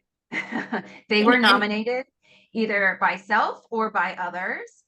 So then once that committee meets and reviews this slate and says, okay, these are the 4 members that we would like to add to our council for the reasons that we listed, the criteria we listed before, then they will be contacted, and then they have the opportunity to agree or not agree. So we might not fill all 4 seats, in other words. So if I could just note, I don't want us to think of this as backwards, because Okay. it's the common practice at the university and at most universities for boards, because you don't want, if somebody wants to be on a council and you go like, great, you've nominated yourself. What if they're not the right fit? You immediately have ruined a relationship potentially. And so instead, what we want to do is come to people who we think would be good and say, we want to get to know you. We want to talk about volunteer leadership. And then in that conversation, if it's not right for them, then that's fine. We can move them into a different engagement plan. But if we talk to people ahead of time, ahead of nominating them for a volunteer leadership position, we run too much of a risk of disappointing them and not meeting expectations, either in terms of timing or when we're going to ask them, if we're going to ask them, you know? So I'm excited for this process. I think that if you guys can look at that list that Sika already sent and make a determination, or not make a determination, but tell us now, Yeah. is there anybody on there you know? Is there anybody you think would be really good for this council? Or maybe their personality isn't a good fit.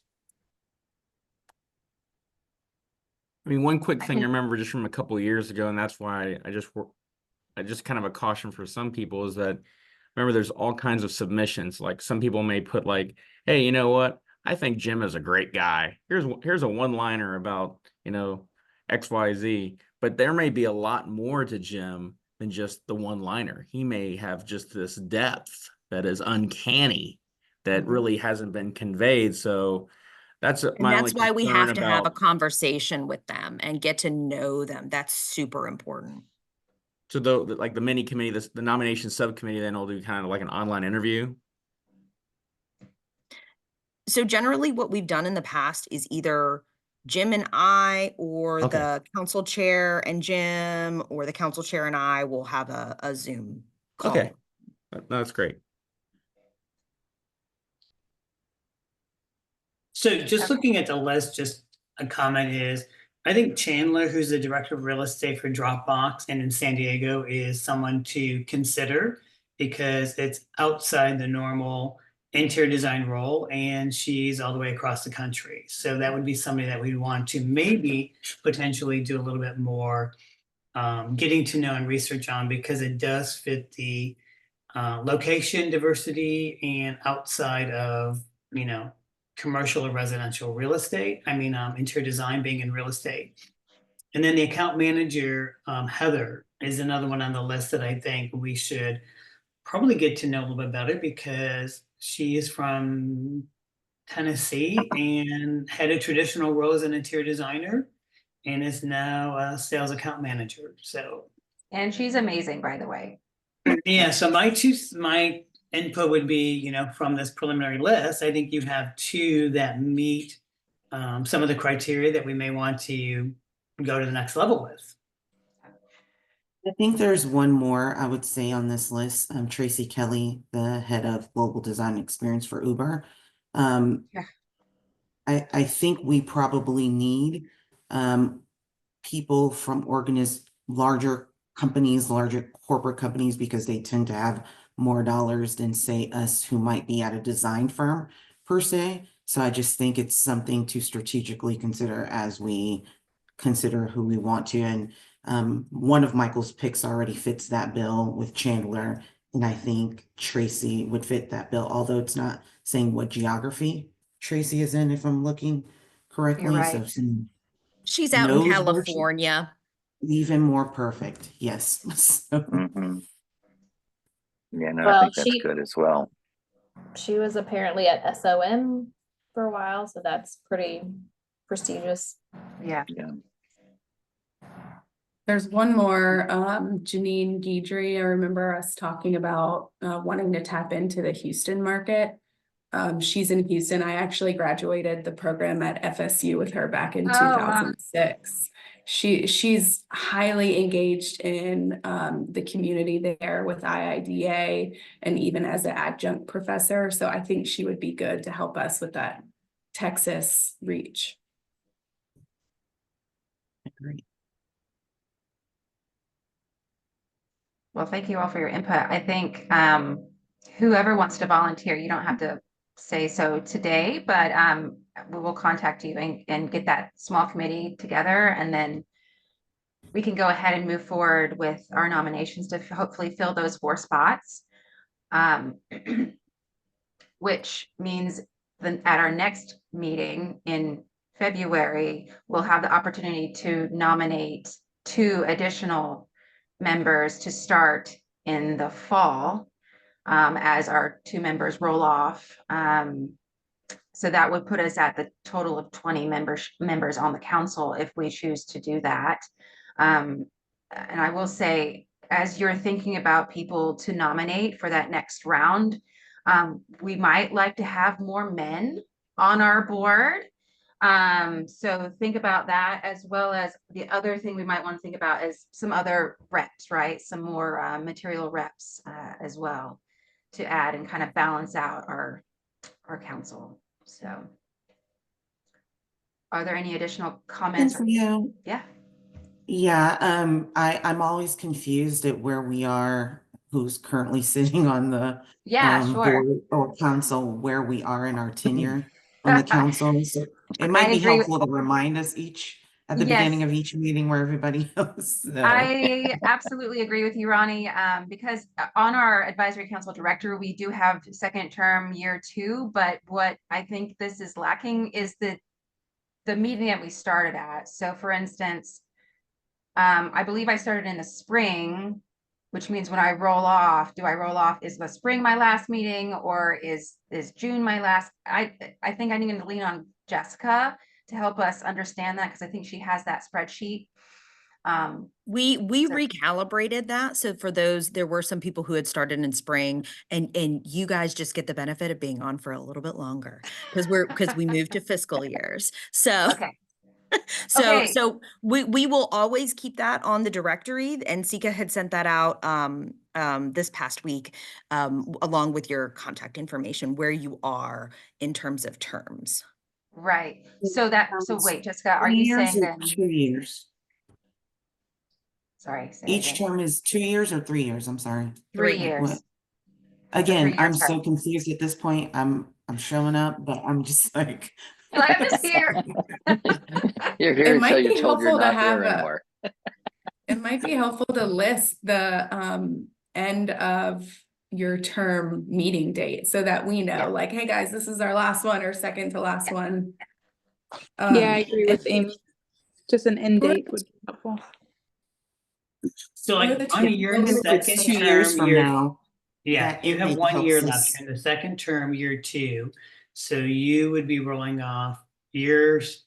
So I understand the question. Are you starting your second year or are you starting your third year? It's kind of confusing. Or you're in your second year because we are on fiscal years.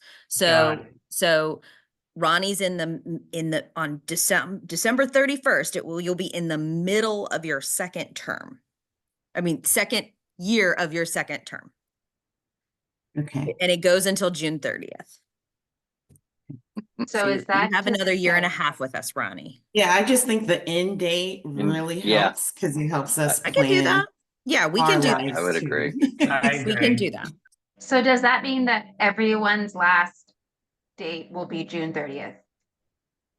Their term ends on June 30th, regardless of when they join the council. Yes. Okay. That's easier to understand because the split year was confusing me too. Yeah, so my term ends on June 30th. My last meeting will be in the spring because it's not on there, but I was the immediate past chair for 1 year. So I will be one of the ones rolling off in June and my last meeting will be in spring. Who else is rolling off in June? Do we have 2? Oh, yeah. So we'll be losing Tori and Michael in June. So they have decided to end their volunteer terms. So we will miss them both. I trust that Tori will nominate some really excellent Yes. people from Gensler, though. Yeah, Yeah. exactly. And I've she already wants to been thinking continue. about it. Yeah. Yeah. Yeah. Mhm. Yeah. Yeah. So yeah. So are there any other questions about that process or the nominees that we will solidify in the next coming weeks with that small council? Any other questions around the nominations that we need to clarify?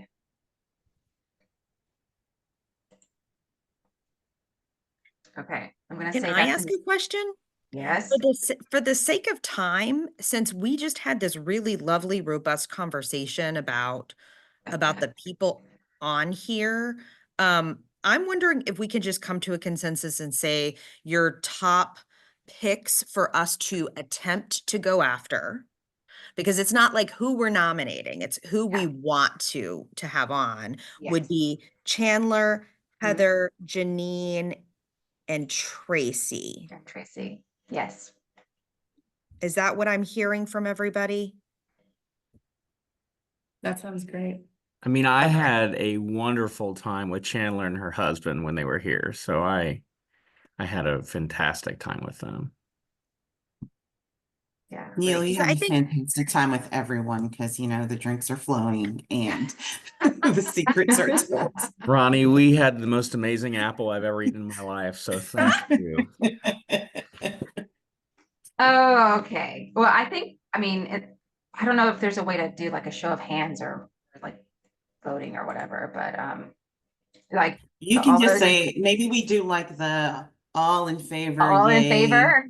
Yeah, all in favor, and say abstain, and yay, or raise your hand. Oh gosh, hold on. I can see everybody. 1, 2, 3, 4, 5, 6, 7, 8, 9, 10, 11, 12. I got 12 hands. All those opposed? All those who abstain? Amy and I aren't voting members, Right, so that's why right. we're not. Yeah, that's right. Then yes, we pass. Our slate is passed, and so then we shall move forward with contacting and interviewing those candidates for our council. Thank you. Look at that, we did something. All right, well, let's move forward to the next thing, which is also a little bit tricky, the alumni awards. So guess what? Our next meeting is for the alumni awards in February. Jessica,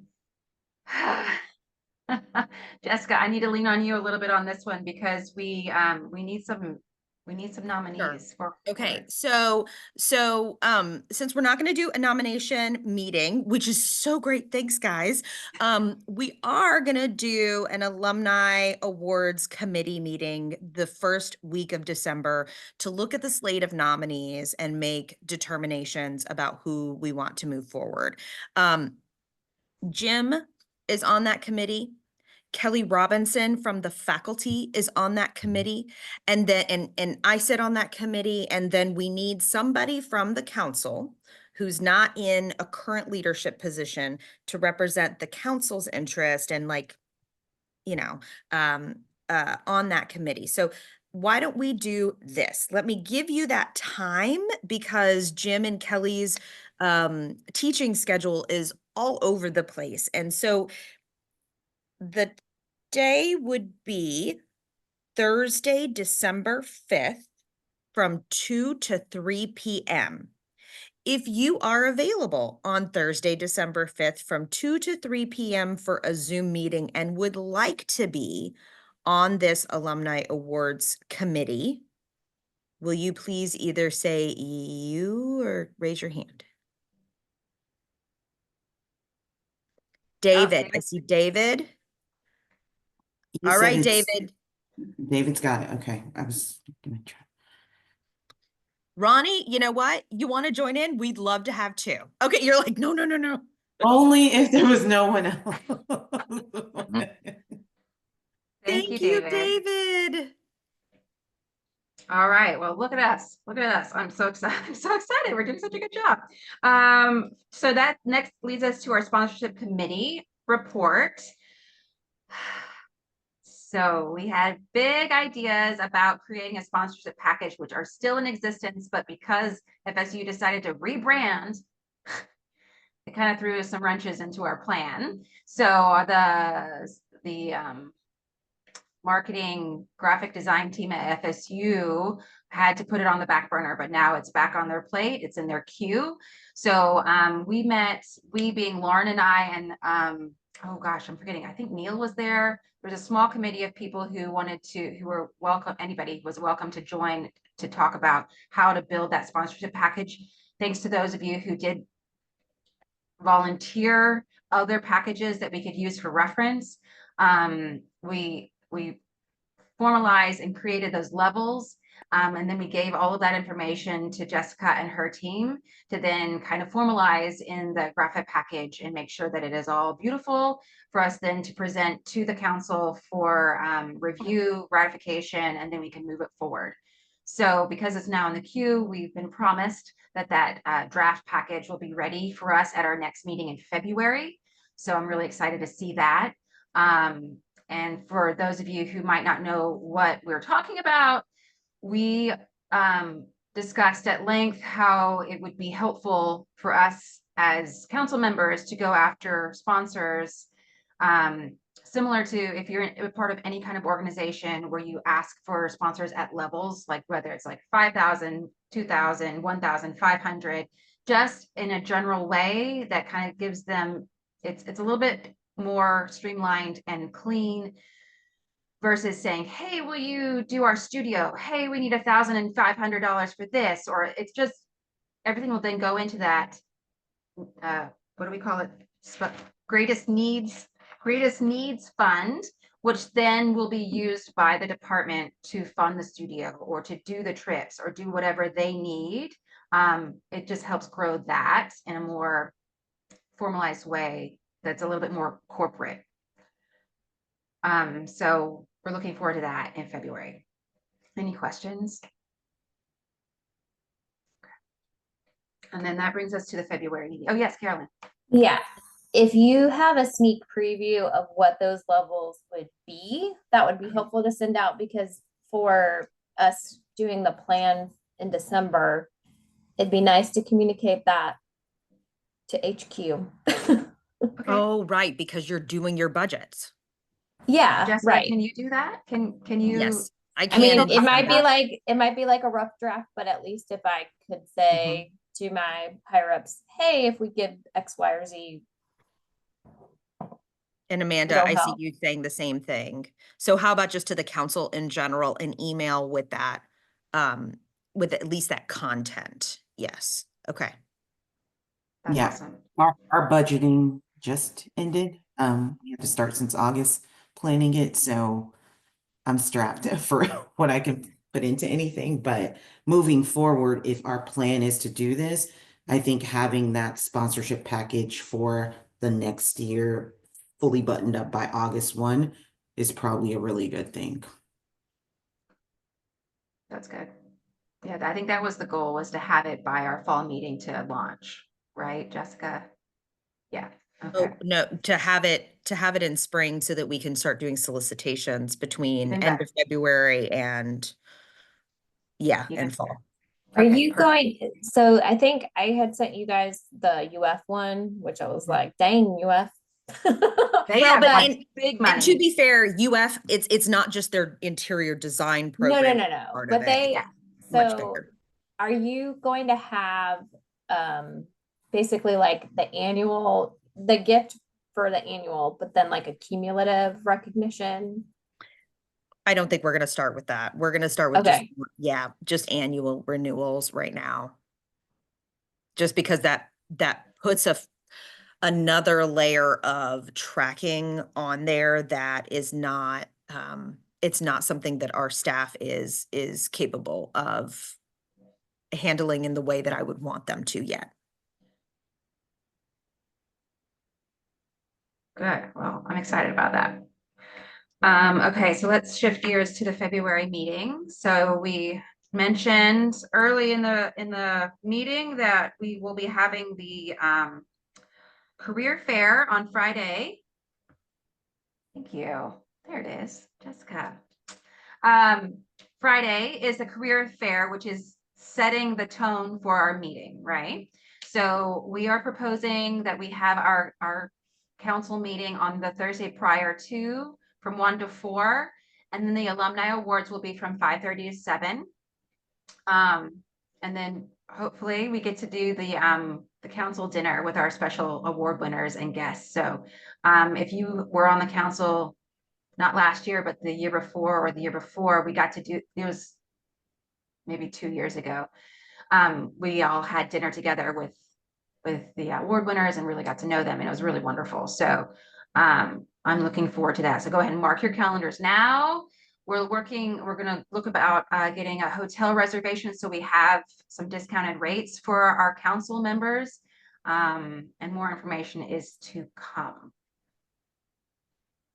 Is there any other questions about the next meeting? Are there any other questions? Okay, any other new business that we didn't talk about? Okay, well, if there's nothing more, look at that, you guys. We got 45 minutes. Sika, I do have one thing to share. Yes, ma'am. It's new business, but it's not council related. So I just wanted to let everyone know that I am expecting. We're having twins. Oh my and gosh. Wow. yes, we have our little boy Benjamin and our little girl Addison. So they will be arriving in the next 5 weeks. Oh my gosh. So, yeah. So, Congratulations. I had thank no you. idea. I Oh my know. gosh. In person, you guys would have definitely been able to tell. You But can't we're tell very on the excited. camera. So I know I always do my calls from the neck up and then I have to tell people. So I might not be in person at the next meeting because they'll Oh, be very new no. at that point, but I just wanted to share with the group. Well, we expect photos. At least I do. Oh yeah. Yes. And I'll probably, just call in so I can show Please them do. and yes.